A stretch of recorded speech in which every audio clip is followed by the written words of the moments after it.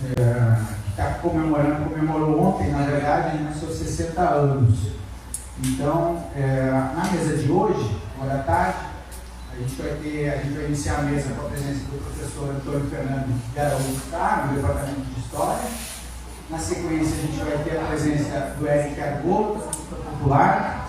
E para finalizar essa mesa, da professora Alexandrina Luz, professora emérita do Departamento de Geografia, que também nos honrou com a sua presença. Então, eu vou passar imediatamente a palavra para o professor Fernando Sá, para fazer a sua fala. A gente pediu para eles fazerem uma fala de 20 minutos, mas sempre com tolerância, né? A ideia é que ele tenha bastante tolerância no bom sentido da palavra. Então, professor, muito obrigado pela sua explanação já e pela sua presença. Obrigado, meu caro. Então, boa tarde. É uma honra ter sido convidado aqui para discutir esse sindicato aqui que faz parte da minha vida. Na minha época aqui do sindicato, na época da Alexandrina, era tudo mais difícil. Agora é coisa chique, né? Auditório maravilhoso, pessoas maravilhosas, e a gente vai comentar aqui tinha mais gente, é verdade. Era mais precário, mas tinha mais gente. É verdade. Não cabia no auditório da reitoria, né? Bons tempos. Lembro que eu até o CCT, a gente não é pequeno. Bem, eu vou tentar aqui ser bem breve, objetivo nos 20 minutos, porque eu acho que o mais importante aqui é a gente compartilhar as memórias e discutir. Uma das preocupações, eu tive semana passada, não retrasada, no seminário do Rio, lá na UERJ, que é o 64 mais 60, uma coisa que me incomodou bastante lá é que se discute memória como se memória fosse passado. Como se a gente não pudesse intervir no presente para exatamente pensar no futuro. Então, eu penso que a gente tem que desdobrar as reflexões sobre o passado para uma intervenção no presente, vislumbrando algumas possibilidades no futuro. Porque não dá para fazer essa separação entre passado, presente e futuro. Então, a primeira coisa que eu acho que a gente... E aí eu quero fazer uma provocação, até aproveitando a presença semanal do Marcelo Bonfim aqui, para a gente depois, não sei como seria o encaminhamento, se no final do seminário, a gente fazer uma carta tanto para o município, para o Estado e para o governo federal, para que a gente construa aquela estação da Leste lá como um memorial, como um lugar de memória, já que ele está muito ligado tanto ao movimento operário, quanto a uma memória ferroviária, quanto uma resistência às ditaduras. A gente fala muito da ditadura de 64, mas a gente não pode esquecer que nós tivemos uma ditadura tão violenta quanto que foi a ditadura do Estado Novo, e que se conecta muito. A gente precisa repensar também essa concentração apenas na ditadura empresarial militar de 64 a 85, mas lembrar que as ditaduras e os golpes são uma constante na história republicana. Desde a proclamação da República, sem sobrevivida. E mesmo as tentativas, digamos, modernizantes, tinha uma postura autoritária com os tenentes, mas eu não quero, senão eu vou fugir dos 20 minutos. Calma. Muita calma nessa hora. Então vamos lá. Então esse é o primeiro ponto. Eu acho que a gente tem que sair com um documento, a gente tem que ter ações práticas. E nós não podemos deixar abandonada aquele lugar de memória. Ali é a história de Aracaju que está abandonada e nós não podemos deixar. Aliás, é um lugar que precisa ser recuperado e uma região que precisa ser recuperada do ponto de vista, inclusive, das ações culturais, né? Mas isso eu vou deixar para o final. Então, o primeiro ponto aqui, para pensar essa memória dos 60 anos do golpe civil militar, primeiro é esclarecer esse grande debate historiográfico que existe em torno se golpe civil militar, se golpe militar ou golpe empresarial militar. Então eu quero me localizar nesse debate porque alguns historiadores, ao colocar o civil, ele não classifica a questão da classe social, né? Porque quem teve à frente, de fato, foram os militares, mas o empresariado, né? Quando eu digo empresariado, eu digo tanto urbano quanto rural, foram determinantes na concepção dessa ditadura. Então tem um caráter de classe que a gente não pode esquecer. Então, ao caracterizar empresarial militar, a gente está delimitando a questão de classe. E eu acho que isso é uma reflexão que nós precisamos fazer. A segunda é que traz aspectos éticos políticos para nós refletirmos a nossa própria prática historiadora, né? A nossa praxis de historiador é importante, porque se antes havia uma determinada leitura de que nós tivéssemos que fazer descrições neutras do passado e do presente, quando lidamos com a questão da cultura política autoritária no Brasil, a gente tem que dizer de que lugar a gente está falando. E esse lugar é em defesa da democracia. Então, esse ponto acaba implicando numa mudança de postura com relação às narrativas que nós construímos sobre essa experiência que foi falado hoje de modo muito apropriado lá no Calçadão, que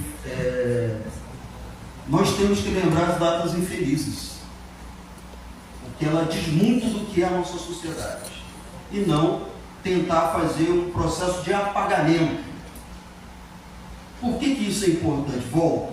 Essa dimensão da performatividade, de estabelecer relações entre o passado e o presente, são fundamentais, porque esse passado está demarcando o nosso presente. Eu acho que o Evaldo aqui foi bastante feliz ao mostrar uma continuidade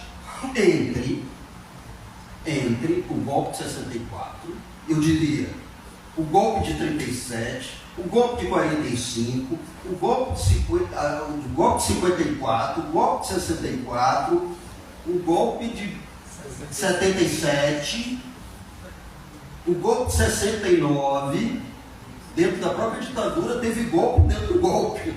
Depois o golpe mais recente, de 16, e o mais recente que foi golpe. Acho que a gente tem que tomar muito cuidado quando fala como se fosse tentativa de golpe. Não, foi um golpe frustrado.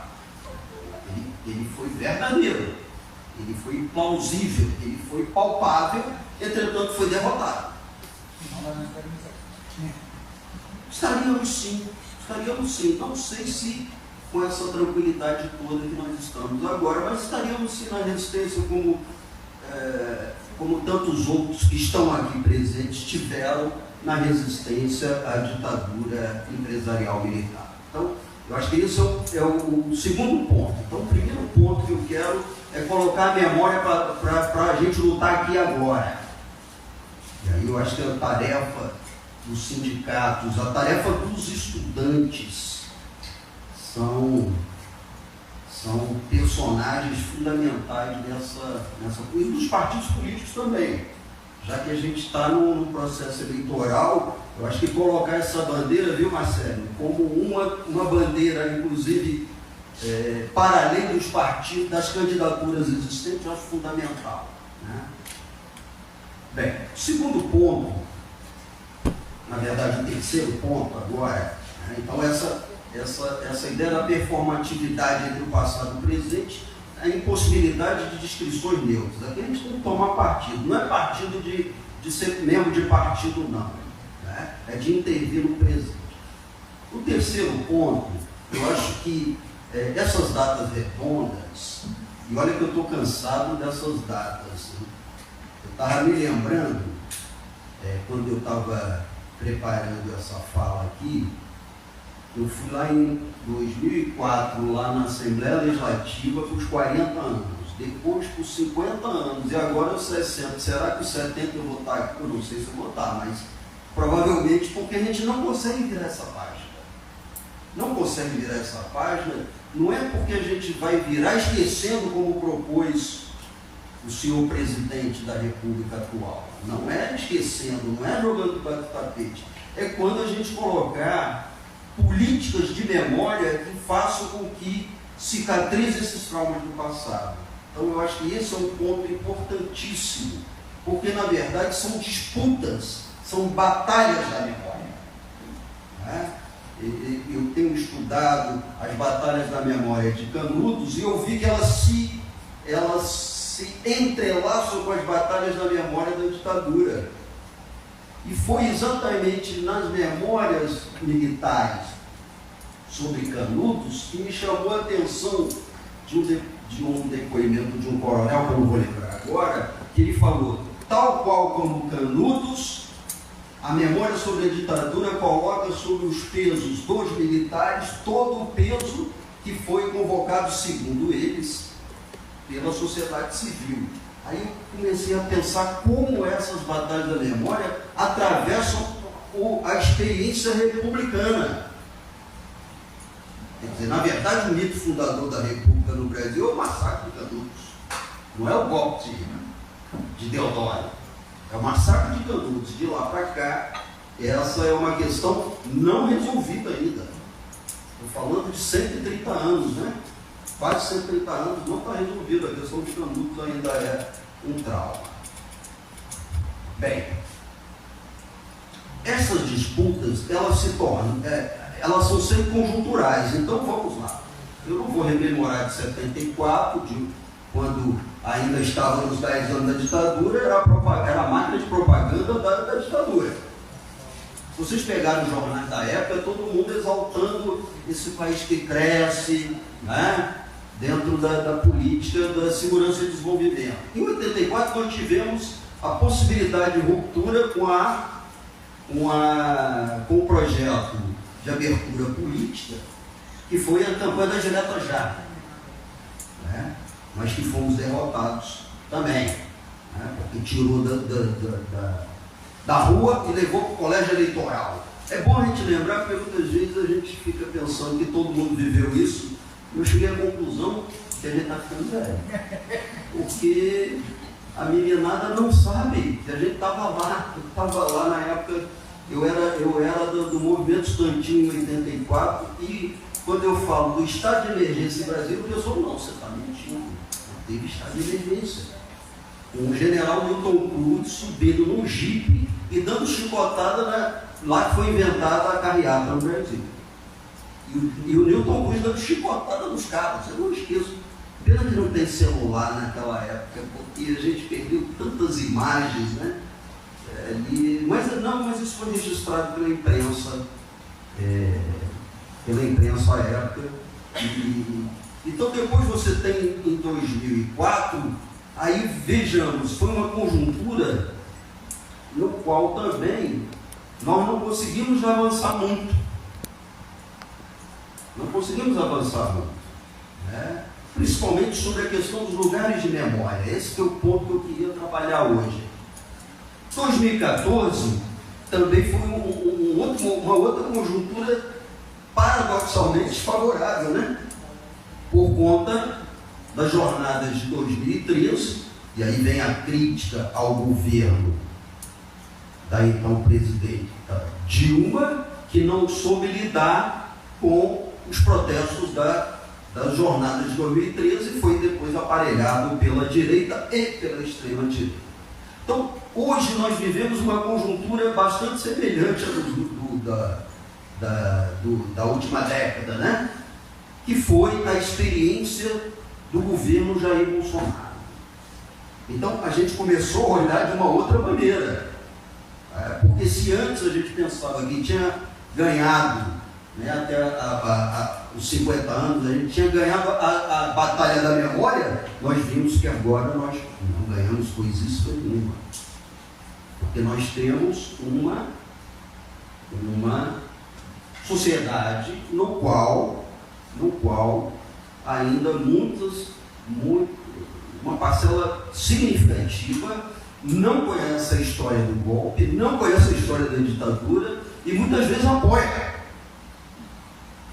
Mas aí é que está. Esse é um ponto importante. Por que a gente tem que comparar com o caso argentino? Veja, mesmo a Argentina fazendo todo um trabalho de base, os movimentos sociais de memória bastante ativos. Eu tive a oportunidade de passar um semestre na Universidade Nacional de Misiones, né? Foi inclusive que me fez ter a ideia de fazer a Praça da Democracia, o Memorial da Democracia, que foi muito mal recebido pelos estudantes. Eu achava isso o fim da picada para mim. Eu estava no curso, e aí uma representando o DCE na época, em 2014, não entendia por que a Praça da Democracia.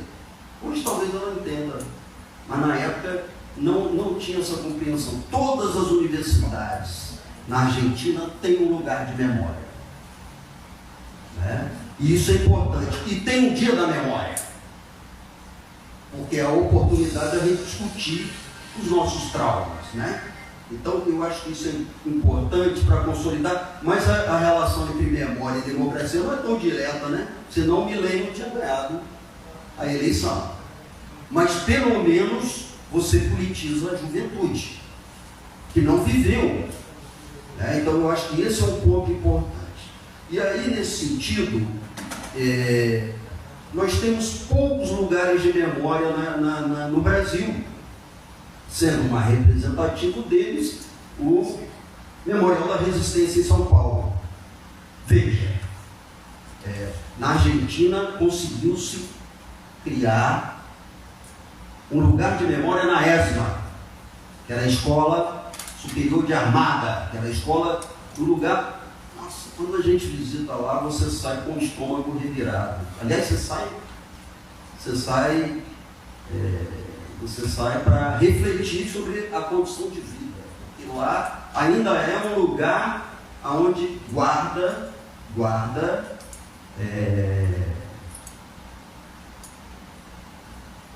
elementos que são utilizados contra os repressores, porque lá guarda sangue, lá nas paredes. A gente não tem um trabalho de arqueologia como teve lá. Nós não conseguimos fazer esse trabalho, né? Não desenvolver esse trabalho.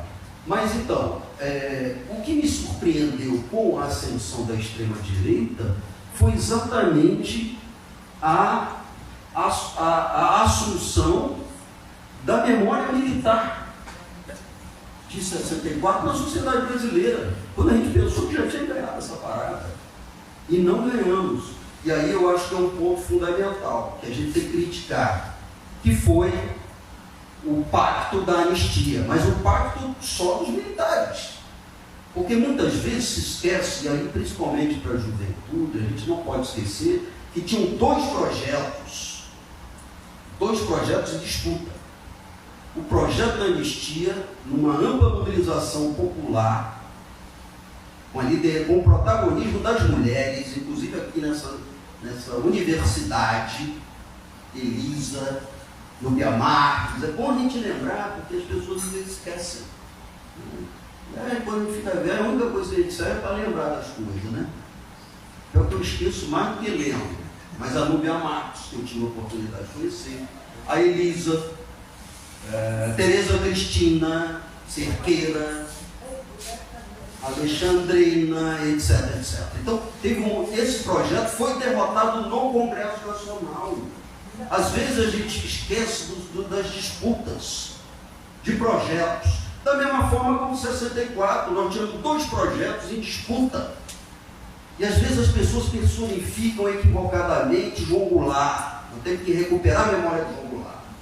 Porque lá era a modernização democrática. e você tinha modernização autoritária. Então são dois projetos em disputa. Só que quem venceu foi o autoritário. Então não personificar a derrota do povo brasileiro em uma pessoa só. Então eu defendo o Jango como o presidente mais democrático que nós tivemos na história da República, defendendo a reforma de base que nós não conseguimos fazer até hoje, né?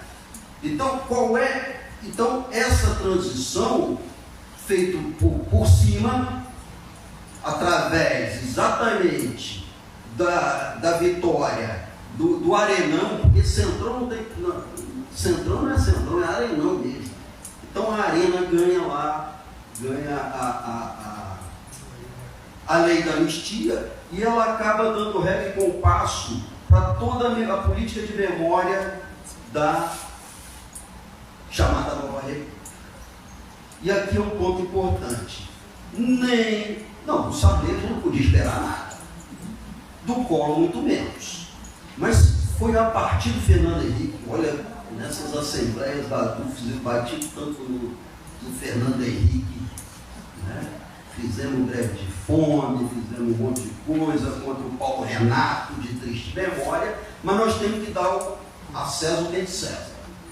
Foi ele que começou uma política de memória estatal, através do quê? Das comissões de anistia e dos mortos e desaparecidos políticos, que curiosamente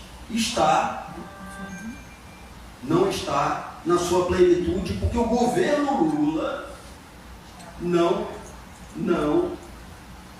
recriou, não recompôs essas duas comissões que para mim são basilares dentro da política de memória. Bem,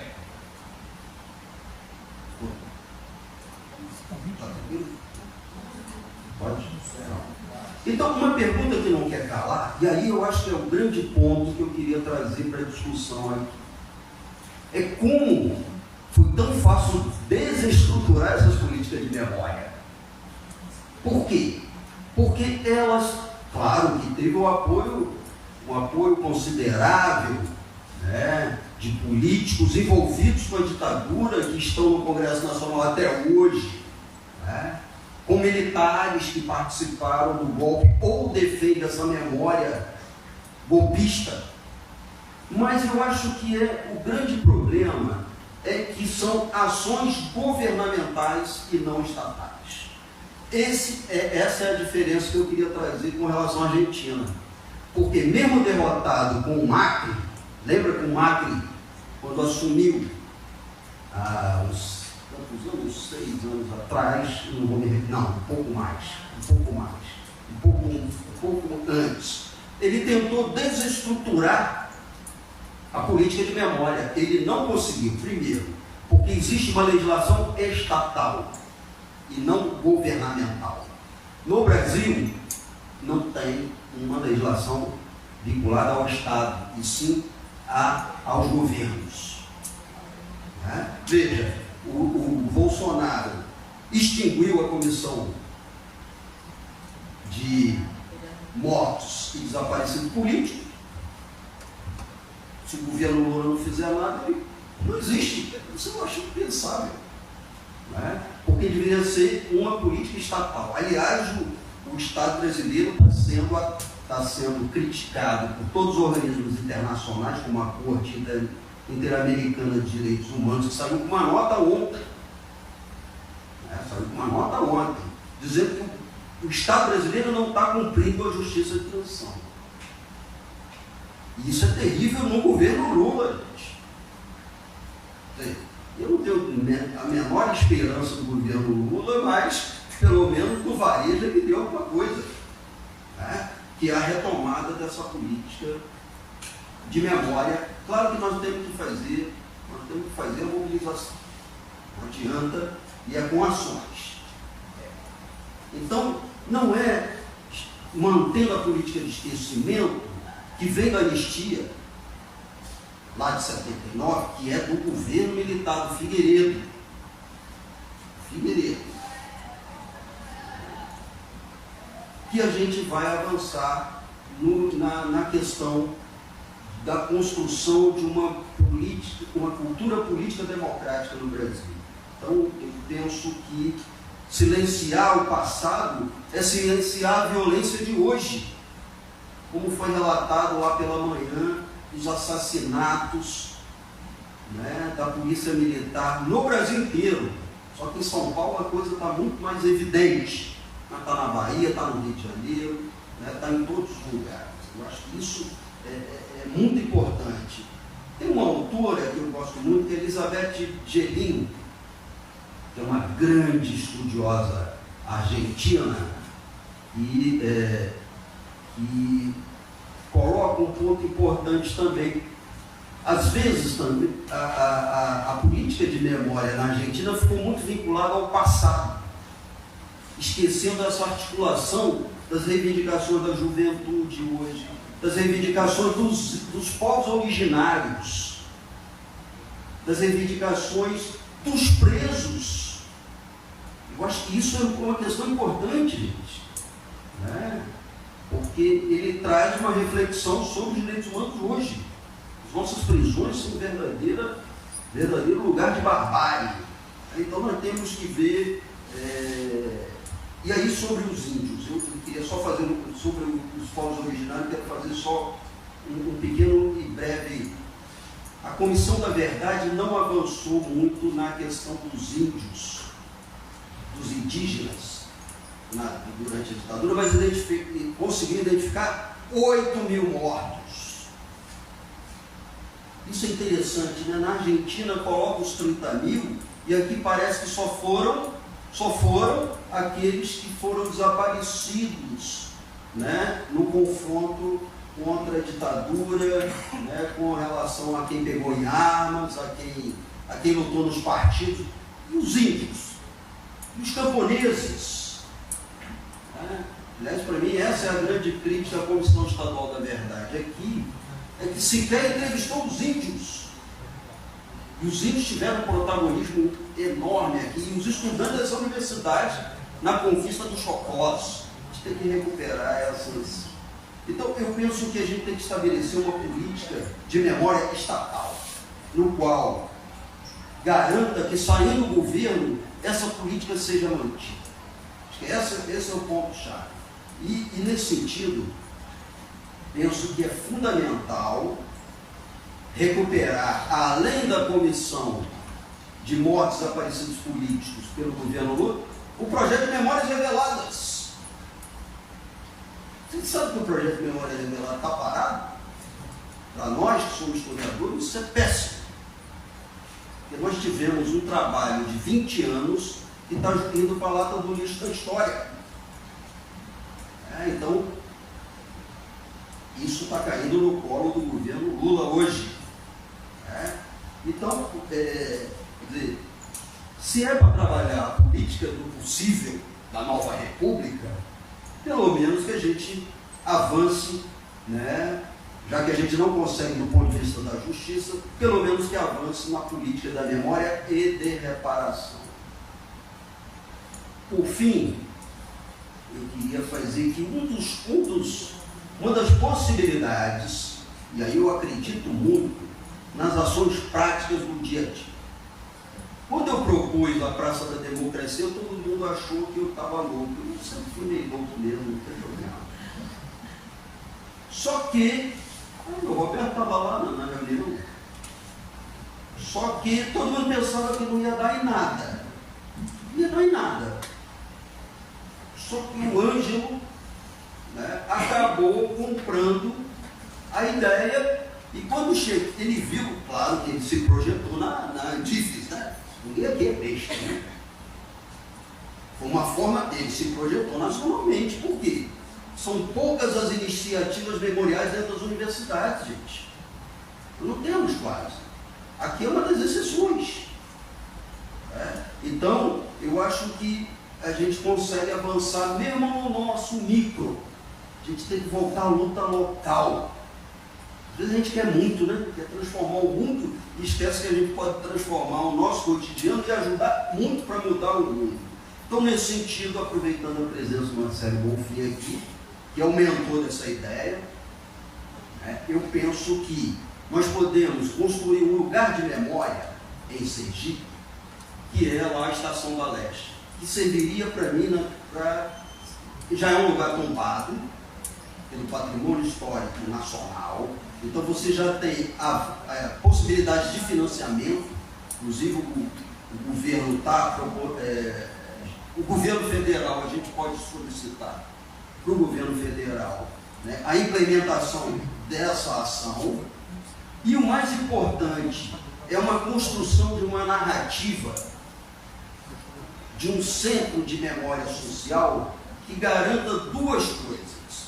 Primeiro, a própria memória ferroviária, porque é importantíssimo, né? Isso está acontecendo, olha, isso aconteceu em Piranhas, né? Quem já visitou Piranhas? Lá tem dois eixos, o turismo em Piranhas, né? É a memória ferroviária e o cangaço. Aqui, a gente poderia fazer dois eixos aí. Um da memória ferroviária, que foi fundamental para o desenvolvimento urbano de Aracaju e de Sergipe, mas o outro, eu acho que é lembrar a resistência operária desde o seu início. O centro operário de Sergipe, que sumiu da memória, gente. Você não tem uma memória operária aqui, não tem, nem a universidade tem um centro de memória operária da luta social. E construir uma narrativa antifascista, segundo o próprio depoimento do Marcelo, né, dos expedicionários que foram lutar na Itália. Mas não foi só lá. Isso está ligado à Segunda Guerra Mundial, que é uma marca importantíssima em Aracaju e em Sergipe, e não tem nada, gente. Dos mortos, tem a rodovia dos náufragos, mas não tem o centro de memória que poderia construir essa narrativa antifascista. Então, essa é a disputa. Não adianta também criar um centro de memória com uma narrativa no qual você não valoriza a democracia. Eu acho que isso é o campo de disputa, né? E lá poderia ser, por exemplo, o lugar depositário dos documentos levantados pela Comissão Estadual da Verdade, que está aqui na nossa biblioteca, mas não encontrou ainda o seu espaço, porque precisa de uma memória enorme para poder manusear essa memória. Porque eu não sou muito bom de matemática, mas é uns 5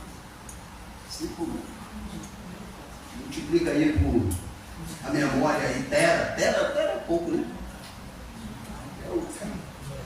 Então, eu sei que é uma coisa absurda que o nosso CPD não tem condição, tem que comprar, né? Agora, eu acho que lá seria um lugar apropriado, porque poderiam montar exposições, atividades de educação, porque o que falta, e aí o exemplo da Argentina, para concluir, é muito importante, é a criação de ações educativas em bairros, em escolas, né? Em lugares de memória, coisa que nunca nós fizemos aqui.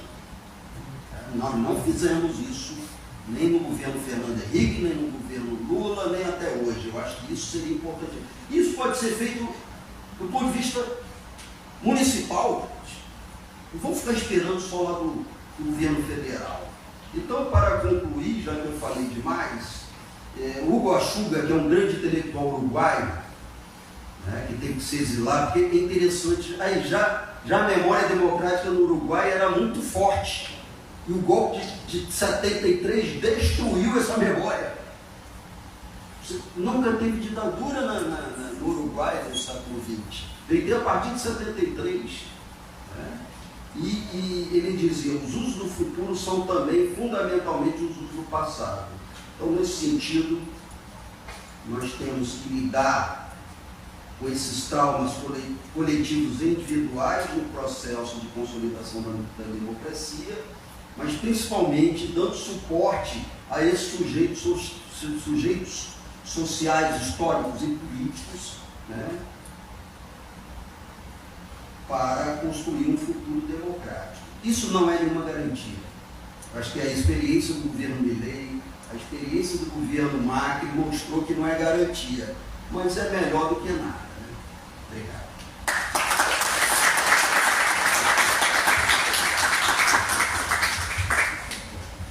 Obrigado, professor Fernando, uma excelente conferência. Eu gostaria somente de, antes de passar a palavra para o Eric, lembrar para os estudantes que a gente lançou esse evento no Cigarra, mas o Cigarra, por vários motivos, está retardado aí, né? Um deles, inclusive, enfim. E aí a gente está passando uma lista, sobretudo para os estudantes, para depois certificar a participação nesse evento. Então tem uma lista em papel físico, aí, como a gente fazia antes da existência do Cigarra, e que funciona, eu acho, melhor ainda do que certas ferramentas do Cigarra ainda hoje. Então, estamos com a lista em papel aí para passar para aqueles que tiverem interesse em certificado de atividades complementares depois. Eu vou passar imediatamente, então, a palavra ao Eric Argotto, da Consulta Popular. Também é 20 minutos com a tolerância que você achar necessário. Eu acho que não sei o que vai. Geralmente quem fala isso passa do mundo, né? Mas eu vou tentar. Bom, eu quero primeiro saudar, né, o professor Fernando Sá, o professor Alexandrina, agradecer a Dux, o científico de ser a figura aqui do Evaldo. Bom, eu acho que muita gente aqui assistiu um documentário sobre o golpe militar que foi feito pelo Silvio Tendler, que se chama Jango. Eu tinha uma ou duas cabeças balançando, eu espero que mais gente do que isso tenha assistido, porque eu acho que é o melhor documentário que a gente tem sobre esse período, sobre como foi esse processo político até chegar ao golpe. E tem uma entrevista nele que eu acho interessantíssima. Um general, ele foi um dos conspiradores do golpe. E ele está contando que tem um dia que ele está na casa do general e está todo mundo discutindo assim, como é que vai ser esse golpe quando a gente começar? E eles começam a estimar quanto tempo vai levar até esse movimento golpista prosperar no Brasil. Ou seja, depois que a gente começar o ataque militar, por quanto tempo a resistência popular vai durar? Todos eles estavam muito confiantes que ia dar certo. Agora a maioria achava que ia durar um ano. Em um ano a gente derruba a esquerda. Em um ano a gente derruba o governo Jango. Outros achavam que ia ser em 6 meses. Em 6 meses a gente derruba o governo Jango. Ele diz, eu era um dos mais otimistas. Eu achava que em um ano, aliás, em um mês o governo Jango ia cair. E o fato foi que em um dia, né, 60 anos atrás, no dia 1º de abril de 1964, o governo Jango cai como se fosse um castelo de cartas. E isso é um fato, eu acho que o professor Fernando até trouxe isso, né? Isso é um fato que merece muita nossa reflexão. Veja, nós lutamos aqui por um projeto de país democrático, liberdade e popular. Então a gente tem que se perguntar, o que aconteceu? A gente errou em alguma coisa? E eu acho que também resgatando uma coisa que o professor Fernando trouxe aqui. Esse período aí, dos 60 a 64 principalmente, foi um dos maiores embates da história do Brasil no seu período capitalista. Um dos maiores embates de classe. A gente viu, eu quando cheguei, o Marcelo Bonfim já estava adiantando um pouquinho a fala dele de mais tarde ali com os companheiros, eu fiquei escutando um pouquinho. E ele estava dizendo o seguinte, olha, a aceleração da industrialização no Brasil no período de JK foi imensa. E naquele período a gente estava decidindo o seguinte, como é que vai ser esse desenvolvimento? Ele vai ser autônomo e soberano para resolver os problemas nacionais do Brasil? Ou ele vai ser um desenvolvimento subordinado, dominado pelo imperialismo? Então, desde a lei de 56, esse embate estava em jogo. Infelizmente, perdemos, porque se a gente tivesse ganho, a gente teria hoje um Brasil muito diferente. O que a gente tinha naquele período, por um lado, era uma burguesia que vinha, nesse desenvolvimento industrial, tentando fazer crescer cada vez mais a taxa de exploração do operariado no Brasil. Então, o trabalhador cada vez mais oprimido, cada vez mais sufocado pelo crescimento do capitalismo. E existia uma burguesia que em todas as suas frações ela ia se unificando e formando um bloco coeso contra os trabalhadores, incluindo aí a oligarquia latifundiária. E aí tem outro bloco que estava se formando, não é um bloco só. Eu acho que resgatar a história da luta de classe nesse período também é fundamental, também é parte do papel do que Fernando até colocou aqui, né? Resgatemos a luta operária em Sergipe, né? E não é só em Sergipe, é no Brasil inteiro. A luta operária nesse período era fortíssima. O número de greves desde 56 na nossa luta era crescente. Foi criada lá em 62, se não me engano, a CGT, né, o Comando Geral dos Trabalhadores, que unificou o movimento sindical no Brasil. O PCB, que é o maior partido da esquerda de então, recrutava nos intelectuais, nos estudantes, também no proletariado, recrutava na Marinha, no Exército e na Aeronáutica. Era grande. Quem é que tem aqui um militante do Exército hoje? A gente não imaginava, não? Era grande a força do PCB dentro do próprio Exército. Havia as ligas camponesas que tinham surgido no campo, que estavam organizando o trabalhador no campo. Ou seja, foi uma luta ali de gigantes, foi uma luta grande, era possível vencer. Né? Não era como o seu Botafogo não, José, que a gente sabia que ia perder, era possível vencer. A luta estava muito, a luta de classe tinha se encerrado muito no Brasil e existiam condições. Naquele comício de 13 de março de 64, tem um botafoguense aqui, né? Tem dois, um negócio histórico. Tem mais um? Não. Não, aí é mentira. Naquele comício de 64, do 13 de março, João Goulart, ele toma partido em definitivo pelos trabalhadores. Eu acho que, mais uma vez, eu estou aqui a fala do professor Fernando. Ele já vinha tomando posição. Lógico, ele vinha naquele jogo de conciliação, né? Como é natural de um político, como era natural do político do PTG naquele período. Mas ele já tinha viajado para a China e conversado com o Mao Tse-tung, só para mostrar um gesto simbólico aí, né, do que ele tinha feito. E ali naquele comício de 13 de março de 64, na frente de 200 mil pessoas, ele abraça as reformas de base.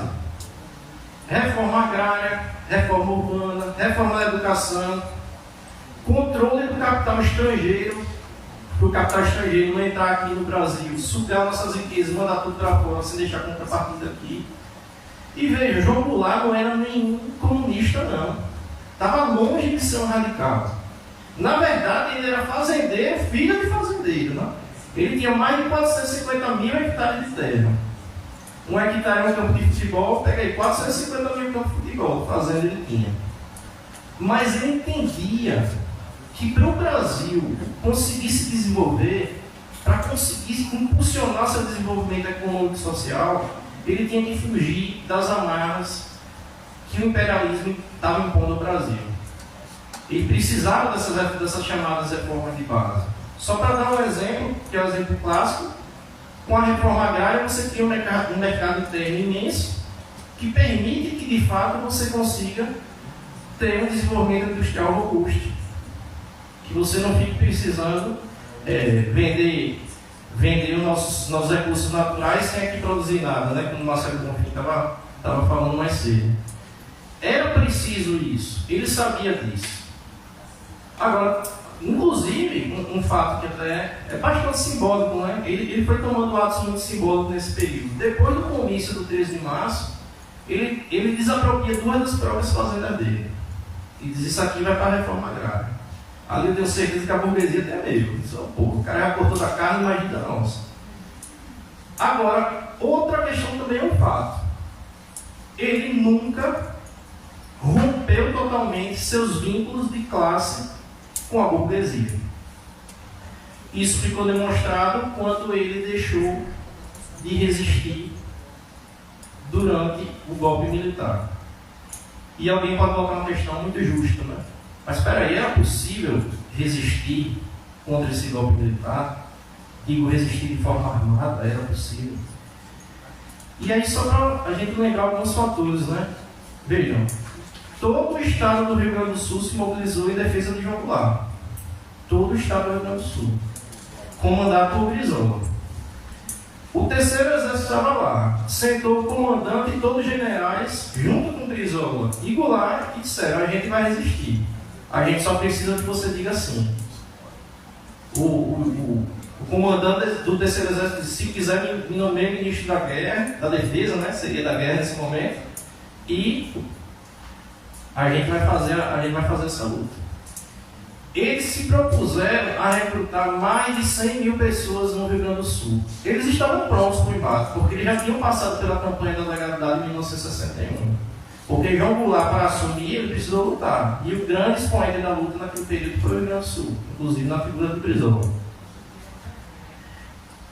Existia contingentes no Exército, na Marinha, na Aeronáutica, que estavam com o João Goulart. A CGT puxa uma greve, e tem uma greve geral no Brasil, de fato. O Gregório Bezerra, assim, um dos heróis esquecidos do Brasil, é um pecado um cara desse ser esquecido. A grandeza que ele transpira em cada palavra. Ele estava no sertão, aliás, ele estava em Pernambuco, organizando a luta camponesa, né? Ele tinha esse vínculo até com as ligas camponesas, e ele até contava, ele dizia: olha, quando o golpe estourou, de imediato a gente já tinha um contingente de 3 mil, e a gente foi pedir armas para Arraes, que era o governador de Pernambuco, que não foram liberadas. Ele até brinca: poxa, em 1935, com o levante comunista, a gente tomou os quartéis e a gente estava cheio de armas, só faltava gente para empunhar as armas. Agora, em 64, a gente tinha um monte de gente querendo pegar arma. Agora as armas faltaram. Darcy Ribeiro, ele tem 2 entrevistas muito boas para o Roda Viva, mas a última que ele dá, acho que até um pouco antes de morrer. Ele diz o seguinte: ele era o chefe da Casa Civil do governo Goulart, né, no período, e ele conta: olha, assim que o golpe começou, assim que o general Mourão veio descendo com seus tanques lá de Minas Gerais até o Rio de Janeiro, o brigadeiro Teixeira, que era do Partido Comunista, ele tinha 5 aviões com metralhadora nas asas, pronto para decolar e impedir que aquela coluna de blindados chegasse ao Rio de Janeiro. Até o Darcy Ribeiro, que também não era nenhum comunista, viu?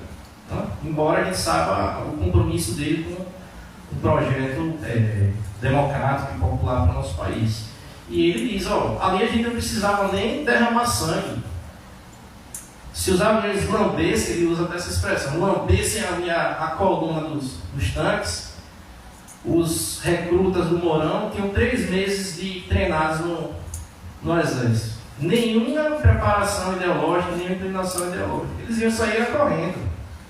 Darcy Ribeiro até brinca, né? Que aconselhou João Goulart, e João Goulart se recusou. Quando pergunta por que, ele diz: porque João Goulart era incapaz de derramar sangue. Né?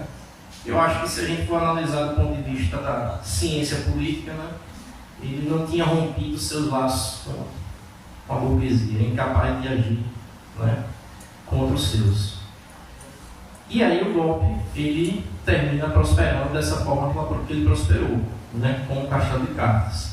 Agora, é preciso dizer também, não seria fácil resistir ao golpe, né? Senão fica parecendo que só bastava o comando de João Goulart e o golpe ia ser barrado. A gente sabe, hoje com muito mais informações, mas no período já sabia, que uma frota dos Estados Unidos estava sendo deslocada para o litoral do Espírito Santo para debelar qualquer resistência popular ao golpe. E essa frota tinha toda uma preparação logística, tinha helicópteros, tinha munição, tinha armas, e quando esse golpe começasse, eles iam dar o apoio para os golpistas. Né? A gente sabe que não é fácil lutar contra isso. O que seria desse embate? Né? Vamos supor que houvesse um embate, o que seria dele? Não dá para a gente prever. Não dá para prever.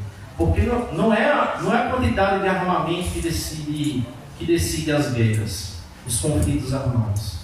É a política que decide. Quem é que saberia que o gigante Estados Unidos ia ser derrotado? Quem adivinhar isso? Todo mundo imaginava um massacre. Né? Então, a gente sabe que não dava para adivinhar o que iria acontecer. O Darcy Ribeiro diz nessa entrevista: Jango não queria que houvesse sangue derramado. Agora, tem 2 coisas que a gente sabe. que em nome de não derramação, a responsabilidade histórica também é nossa, nós da esquerda estávamos totalmente alinhados, o governo não estava preparado para um enfrentamento armado. Não tinha mais menor condições. Existia até um tal de dispositivo militar, tal, que é até o próprio Prestes, né, dizia, não se preocupem sobre o golpe, se a reação colocar a cabeça para fora, a gente corta. Existe um dispositivo militar. Veja, um quadro assim, que a gente tem que se inspirar o Prestes, né? Mas os erros precisam ser ditos para que não se repita. Então houve uma subestimação e, por parte do governo, uma ausência de preparação. Naquele livro do Mário Magalhães, teve uma coisa que ele falou que me chamou a atenção, aquele Marighella, o guerrilheiro que incendiou o mundo. Ele disse assim, peraí, o brigadeiro Teixeira, o mesmo que estava com 5 aviões prontos para metralhar com blindados, ele era do PCB. Alguém do PCB uma vez perguntou para ele se o dispositivo militar era firme mesmo. E o brigadeiro disse, não, nunca ninguém veio me questionar. Então a verdade crua é que não houve essa preparação, nem do ponto de vista logístico, nem do ponto de vista ideológico. O Darcy Ribeiro, eu estou chamando sempre de Darcy porque estava ali no governo, né? Então, melhor testemunho não pode ter. O Darcy Ribeiro ele disse o seguinte, ele disse, olha, a gente era tão ingênuo, ele conta uma coisa que parece uma piada. Diz assim, tinha um historiador sempre me acompanhando, tudo que eu fazia, ele anotava, tal. E tinha um historiador acompanhando sempre o João Goulart. A gente se telefonava, eles lá anotando. Agora a gente nunca parou para perceber o seguinte, os dois eram norte-americanos. E ele mesmo diz, né, nós éramos ingênuos, um governo de ingênuos, lutando a batalha mundial com o imperialismo. E aí, para não ficarmos... Eu estou ressaltando esse lado porque, assim, eu não quero, de forma alguma, desmerecer o que foi essa luta nesse período, né? Mas no espírito de olharmos aonde a gente errou. Porque tem muita coisa que eles acertaram naquele período que até hoje a gente não acerta, né? Mas eu vou chegar nisso. Só que vamos olhar agora o que porque esse esquerda errou nesse período. Para mim, eu penso que o melhor balanço estratégico, aqui eu não estou falando de balanço histórico necessariamente, balanço estratégico sobre esse período do golpe foi produzido por Carlos Marighella, o baiano Carlos Marighella. Tem um texto dele que se chama A Crise Brasileira. Acho que ali é onde ele melhor sintetiza a análise dele. Ele fala, acertamos na organização do proletariado, acertamos em tentar entrar no campo, acertamos em diversas coisas. Agora a gente esqueceu o problema fundamental de qualquer transformação histórica no Brasil, que é o problema do poder. Que é o problema de que qualquer mínima transformação que você tem em um país dominado pelo imperialismo, você vai se defrontar com a intransigência violenta da contra-revolução imperialista. E isso é incontornável. Tantos golpes, né? Tantos golpes, eu não vou nem repetir todos porque são vários. Na América Latina, então, uma vez eu fiz um levantamento. Na América Latina, nos últimos 79 anos, desde a Segunda Guerra Mundial, os Estados Unidos fez uma média de um golpe ou intervenção militar, ataque militar, por ano no mundo. Um por ano. Todo ano tem o seu, né? 2024 vamos fazer mais um, 2025 mais outro. Então é isso que significa o imperialismo. Então, Marighella diz, a gente não estava preparado, a gente não se preparou, a gente estava a reboque, essa foi uma boa expressão que ele usou, ele fala em reboquismo, estávamos a reboque do governo Goulart, e esse foi o nosso erro. A meu ver, Prestes fez um balanço que foi no sentido contrário. Na década de 80 ele melhora as análises dele, mas naquele momento ele fez um balanço que para mim foi equivocado. Ele disse o seguinte, o erro nosso, ele não fala da questão militar. Inclusive, Prestes tem umas cadernetazinhas, ele gostava de anotar muita coisa, e ele tinha anotado lá em 1962. Marighella está muito mais preocupado com a questão do poder do que com as reformas de base. Ele anotou lá. Eu acho que Marighella estava certo, né? Mas ele diz o seguinte, a gente errou em avançar muito rápido nas reformas de base. se for, a gente terminou provocando a reação do imperialismo. Por que eu acho isso equivocado? Veja, então o segredo era avançar lento, né? Ou de forma mais tímida. Vamos lembrar que Goulart quase não assume, né? A gente estava conversando, Goulart quase não assume. Ele quase não assume em 61. Então, vamos olhar para os dias de hoje. Tem uma coisa que é o seguinte, eu acho até que se a história fosse um escritor, ela teria sido muito irônica nesse momento. Porque vejam que ironia da história. O que é que os governos do PT, os governos Lula e Dilma fizeram? Vamos avançar lentamente, fazer pequenas reformas, não atiçar o imperialismo.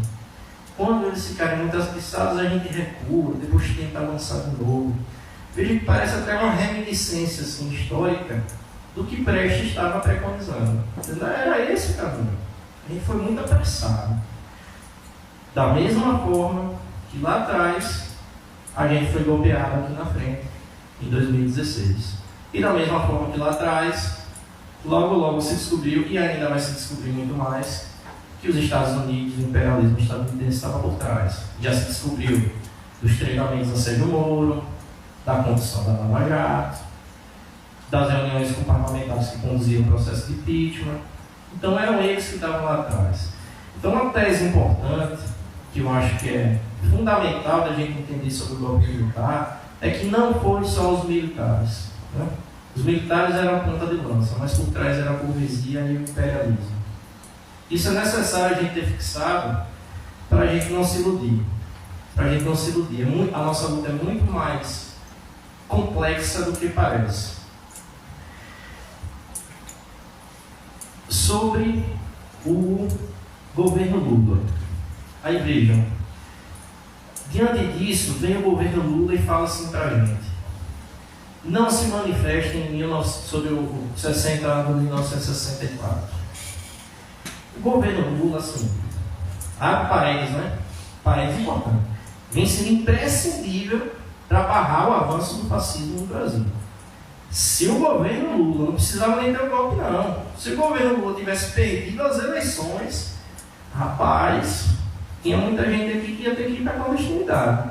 Porque ele ia reafirmar, as eleições iam ratificar o avanço ao golpe que Bolsonaro vinha botando em prática. Então, a vitória de Lula foi imprescindível. Fecha parênteses.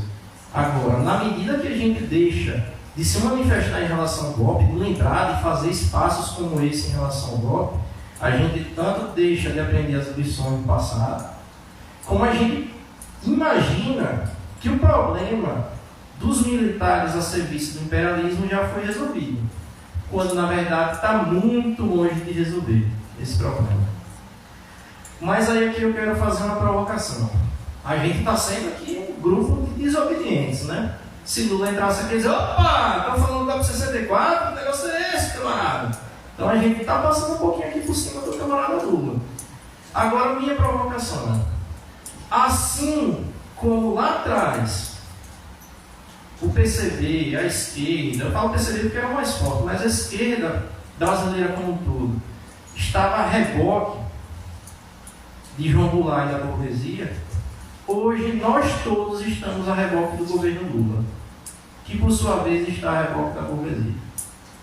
Aí alguém pode dizer assim: companheiro, todo dia vou lá no Twitter e falo mal do governo Lula. Como é que você diz isso? Todo dia eu reclamo do governo Lula. Como é que você fala a favor ou fala contra?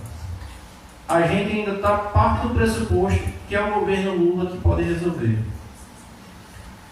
Não importa, é só muda o sinal, né? Fale do golpe, Lula. Não precisa falar não, Lula. Os dois partem do mesmo problema. É o governo Lula que tem que resolver. E nós? Como é que a gente pode resolver isso? Cadê a nossa força? Cadê o nosso exército nas ruas? Tem uma coisa na década de 80, do mesmo jeito que a gente faz esses eventos aqui, o imperialismo faz, né? O deles deve ter aqui não está muito confortável, né, do que vocês falaram antes. O deles deve ter também uns incrementos aí, deve ser no hotel chique e tal, deve ser uma coisa. Agora eles fazem. E durante a década de 80, eles estavam estudando. Disseram, peraí, como é que nosso país, o maior do mundo, perdeu a guerra do Vietnã e está vendo todas as nossas ditaduras de estimação ruírem na América Latina? O que é que está acontecendo? Aí eles foram muito sábios. Eles foram estudar o velho Marx. Disseram, vamos estudar o marxismo para a gente entender o que, é que a gente está fazendo de errado. E estudando o marxismo, eles produziram uma síntese. Eles ficaram 9 anos estudando. Grandes intelectuais da CIA. E eles chegaram a uma conclusão. A síntese deles, né? Os Estados Unidos centram toda a sua atenção nas disputas eleitorais e na disputa institucional. O marxismo centra toda a sua atenção em organizar e educar o povo. É por isso que a gente perdeu no Vietnã e é por isso que a gente perdeu na América Latina, nossas ditaduras caíram. Temos que fazer um movimento inverso. Temos que começar também a organizar e educar o povo. Foi assim que surgiram as igrejas neopentecostais. Foi assim que surgiram as teorias que, fingindo-se de esquerda, penetram a esquerda para combater o marxismo. Nas universidades, está lá no documento, não precisamos entrar nas universidades para combater o marxismo. Foi assim que surgiu os MBL da vida, os think tanks. Né?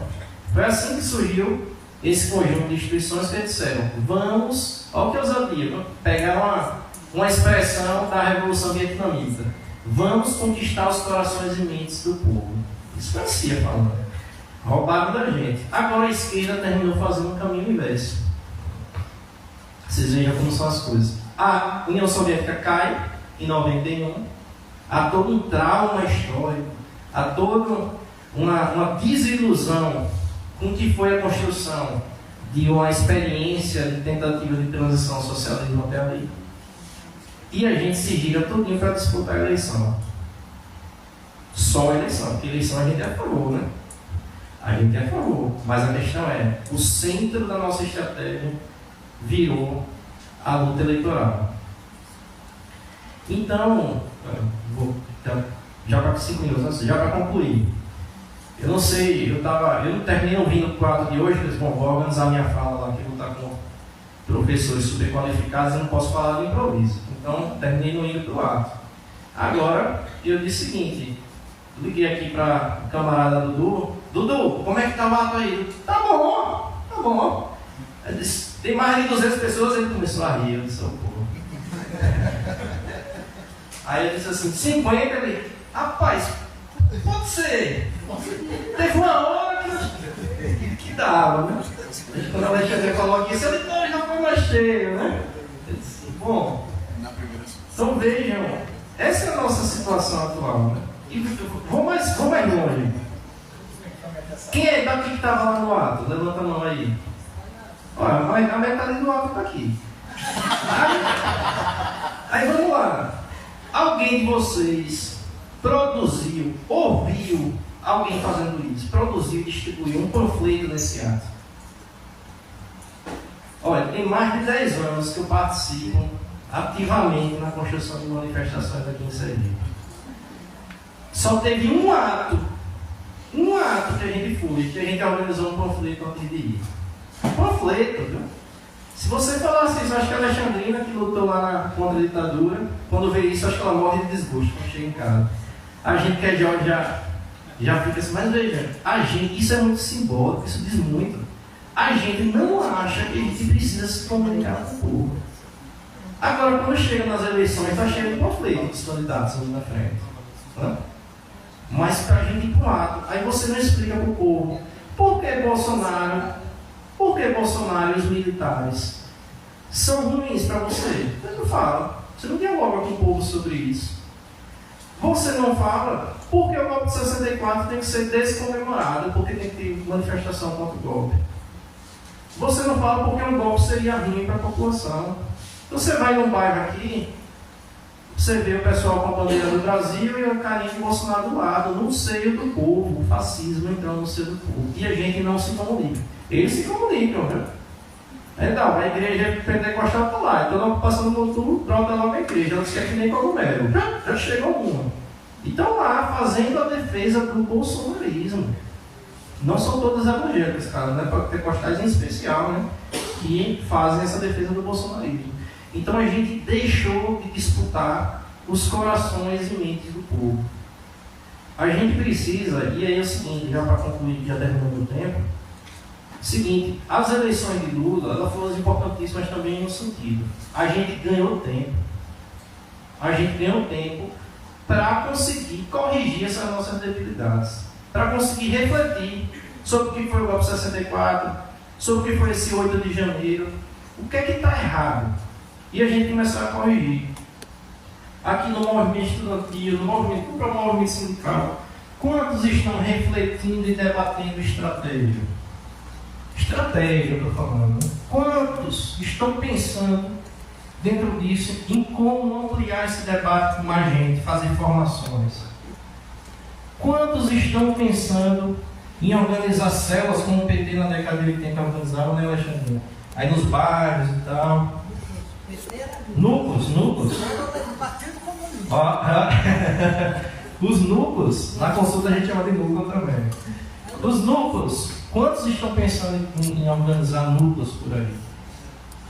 Então, a gente ganhou tempo para fazer isso. E a gente tem que começar a pensar em fazer. Porque é desse jeito que a gente vai ter condições de fazer. A gente não quer só se defender contra as ameaças golpistas, não. O que o professor Fernando falou, as reformas de base são muito atuais. Se a gente fosse escrever um programa, como é que a gente pegar o Brasil hoje, agora?